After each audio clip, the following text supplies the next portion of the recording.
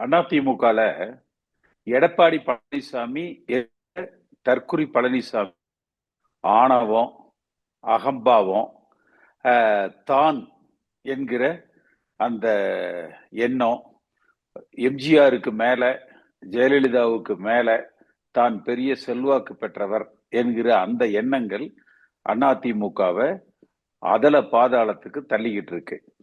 இதை அவர் உணர மறுக்கிறார். இது ஒரு நாள் 2 நாள்ல ஏற்பட்டது அல்ல. அதிமுகல கடந்த 10 ஆண்டுகளாக 11 தொடர் தோல்விகள். அந்த தோல்விகளுக்கு பிறகும் கூட பாடம் கற்க மறுக்கிறார். அதிலிருந்து மக்கள் மனநிலை எப்படி இருக்கிறது, தொண்டர்கள் மனநிலை எப்படி இருக்கிறது என்பதை உணர மறுக்கிறார். அப்ப தொண்டர்கள் மத்தியில ஒரு தொடர் தோல்வியால ஏற்பட்டிருக்கிற ஒரு தொடர் சோர்வு,